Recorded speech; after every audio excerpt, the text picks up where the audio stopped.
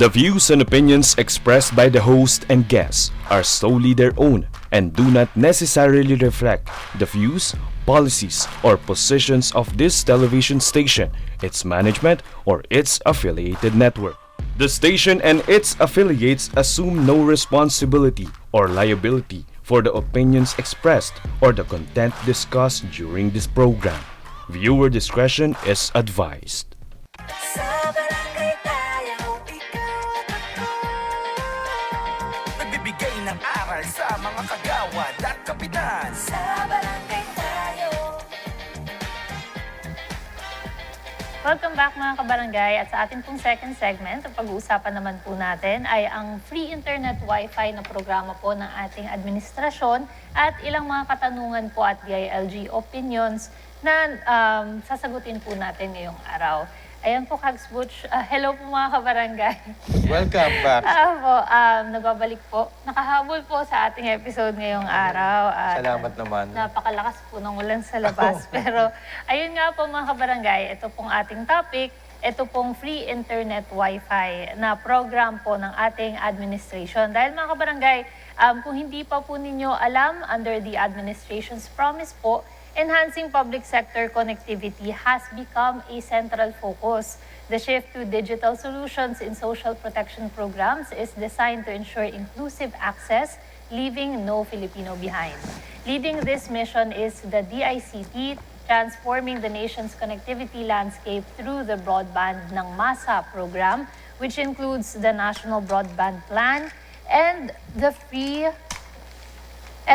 Wi-Fi for All program. This initiative aims to bridge the digital divide and foster inclusive economic development, ensuring that every Filipino, regardless of location, has the opportunity to thrive in the digital era. The government has an annual budget po of 6.5 billion pesos to cover internet access in over 7,000 locations. Of the 1,048 sites covered by the free Wi-Fi project, 245 po ay nasa Leyte, 42 in Southern Leyte, 123 in Eastern Samar, 72 in Biliran, 110 in Samar, and 456 in Northern Samar. Maraming salamat, SK Mai, na every time nakikita natin ay parang nagiging Koreana. Ang Koreana ng SBT. Yan, nanipa pa. Nalaglag po yung mic. Nalaglag yung mic. Yan. Mahirap talaga pag bagong balik eh. Well, ito Kap, may plano ang DICT na ipa-internet lahat ng barangays sa buong Pilipinas. At ang kanilang budget ay 6.5 billion to over 7,000 islands. 7,000 islands, that means the whole Philippines. 7,100 plus islands yata tayo kung hindi ako nagkakamali. So gandang plano, wala nga lang binanggit kung kailan matatapos. Yun ang mahirap eh. This is a very big project po kasi, no, Kags Butch, opo, dahil napakagandang serbisyo po nito para sa ating mga kabarangay, lalo na sa mga estudyante po na kailangan din ng internet access sa kanilang pag-aaral. At yun nga po, dahil magiging libre na po ito sa mga public areas po, sa ating mga barangay, napakaganda nga po ng magiging resulta po ng Kap. Kayo po, ano pong masasabi po ninyo? It's not new. Ginawa na nila eh. Noon, nagkaroon na po ng free internet or free Wi-Fi for all noong panahon ni ang presidente noon si Presidente Duterte. I don't know kung anong gagawin nila ngayon na different from what has been done before. Wala rin eh. Noong panahon noon, wala. Paano wala? Mahina ang internet connection? Hirap kumonek. Naglagay lang sila doon, alagain pa ng barangay, pero hindi nangyayari. I don't know now. No? Hopefully, maging maganda ngayon. But talagang maraming makinabang. Pero noon, nasa park po namin yun eh. So that everybody can use. Yes. Pag pupunta doon, mag-aaral. Ngayon, sana ma-enhance, ma-improve kung ano man yung mga nangyari noon. Dahil, how much, Kags Butch? 6.5 billion. Taxpayers' money. Well, dito sa NCR, hindi naman masyadong kinakailangan. Kasi Or kahit sa mga na... remote areas Yeah, po. sa mga barangay tuloy sa mga probinsya. Sa probinsya, kailangan niya. Kailangan talaga, doon dapat sila mag-concentrate. Dito kasi, kung meron ka lang load o ano man, walang problema ang internet dito. Nung nagkaroon ng pandemic, Kags Butch, nagkaroon sila ng batas na, ano yun, yung batas na pinamamadali yung paglalagay lahat ng mga internet, yung mga satellite dish, yung matataas na ng torrent nilalagay sa ibabaw ng building. I forgot that. Cell sites. Cell sites. Yeah, right. Thank you. Yun, naglagay sila kaagad nun ng mga ganon. Kung magagawa nila sa mga far-flung barangays o magiging maganda yun talaga. Kung magagawa nila. Kasi kailangan pa rin siyempre ng providers. Yes. Hindi pa pwede yung si DICT lang. Kailangan may provider yan. It's either yung mga provider na alam natin, telecoms natin. Yun. Okay. So, good luck sa lahat. Sana Yes. lalo-lalo na sa ating mga karating probinsya, sana nga lahat kayong magkaroon ng Wi-Fi free. Yes. And hopefully ma-utilize nga po ng tama ito pong sinet po nilang budget para po sa project po na ito. Ngayon naman, Kags Butch, meron lamang po tayong katanungan na nais pong sagutin. Ito naman po ay based naman po, ang kasagutan po dito ay magiging based sa DILG Opinion Number 114 Series of 2022. Ang tanong po ng ating mga kabarangay, sino daw po ba ang may authority na magtanggal ng ating mga BHW or ang ating pong mga barangay health workers at BNS? Ang mayor daw po ba o punong barangay? Yeah, maraming salamat, SK May. Napakahalagang tanong niya, although parang simple, pero napakahalaga kasi far-reaching ang kanyang implication. Mamaya tatanong natin si Kap Dondon kung ano yun sa palagay niya. Pero ayon sa DILG opinion na inilabas noong 2022, ang BHW at BNS, yan po ay nag-a-apply sa barangay yung personnel na yan. At ang nag-a-hire niyan ang kapitan. Ang kapitan din nag-fill up ng position, so ang kapitan ang may karapatan na magtanggal kung sino mga akala niya o pakiwari niya na hindi nagtatrabaho ng maayos. Siya po ang may authority ayon sa DILG opinion. Kap, anong na-experience mo din sa... Well, siguro wala naman naging problema sa inyo with regards to BHWs and BNS. Wala, kasi subsidize. Yung, naalala ko rin yung word. Subsidize. Kasi kanina doon sa pinag-uusapan natin yung barangay hall, baka pwede i-subsidize ng mayor.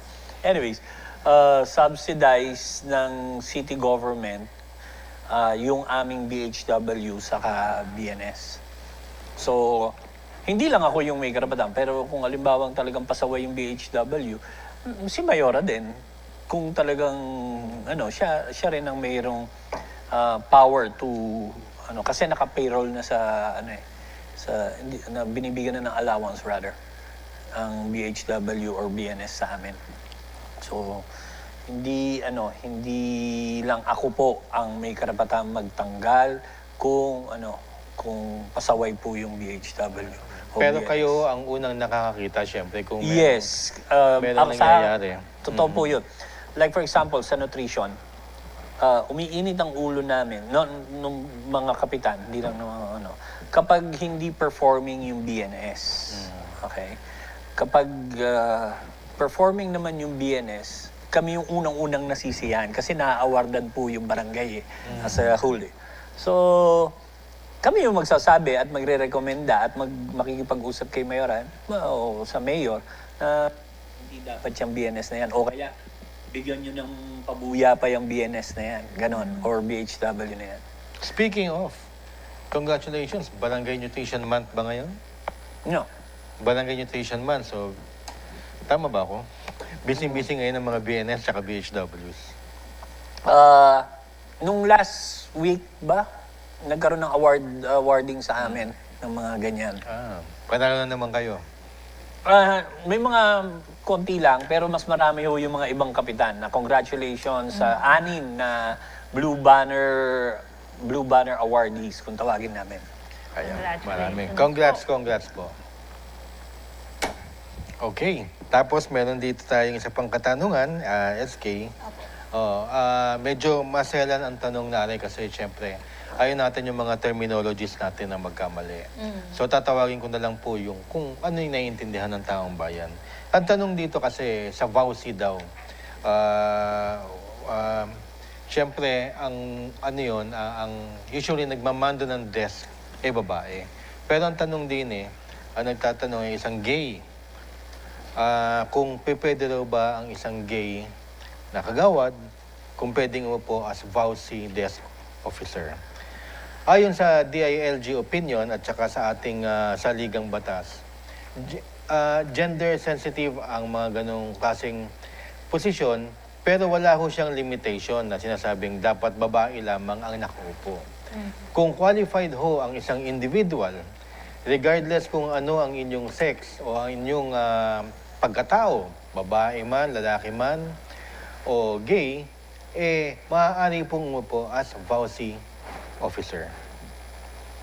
Maraming salamat, Kags. Mas malinaw po tayo doon. Pero Kags, maintindihan Kap, naman ano po ba ano natin? Gender natin?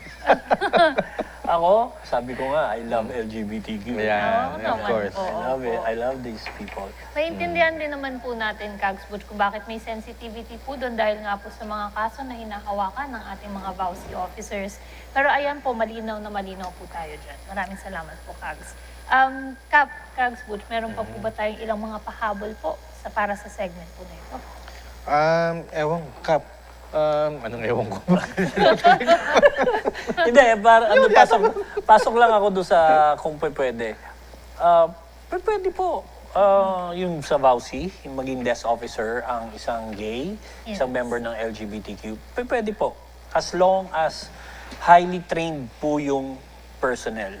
Kasi may training po yan Hindi basta-basta pwedeng umupo yan doon sa VAUSI at hindi po siya trained.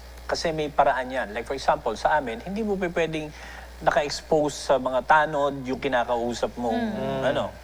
Hindi basta-basta yun. Merong sariling office yun, may sariling quarters, doon mo kinakausap, naka-prepare po yung higaan, tulugan, o laruan ng mga bata kapag may ano. Tapos, ang nakikipag-usap doon, nag-training. Hindi basta hinugot na lang sa sa isang pwesto sa isang barangay, tambay ka, alika rito, mag-ano ka. Hindi pwede yung gano'n.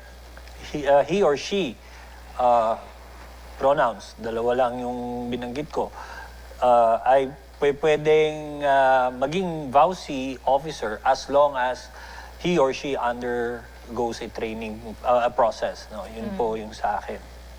Maraming salamat, Kapitan. Talagang napaka-selan talaga kasi pagka nagsasabi ang isang ina o babae tungkol sa kanilang mga problema nangyari sa kanya sa isang pangyayari na hindi dapat talaga marinig ng iba. Kahit na sabihin mong tanod ka o kagawad ka, hindi pwede kasi ang ano dito ang dangal. Yun ang nakataya sa babae. Alam mo naman tayo mga Pilipino. And kahit na ibang citizen ka pa, ang dangal ng tao hindi dapat bino-broadcast. Kags Butch, maisingit ko lang. Actually sa akin, sa barangay, ni-exclude ko yung kagawad Ibang tao talaga yung nag-handle. Kasi yung kagawad, hindi lahat naman ng kagawad undergoes yung training Rigid yung training, saka yung seminar niyan Hindi pwedeng basta-basta tapos yung proseso, mabigat. Pero hindi pwedeng i-handle talaga ng barangay ang VAUSI. Dire-diretso po yan sa PNP. Yan po yun.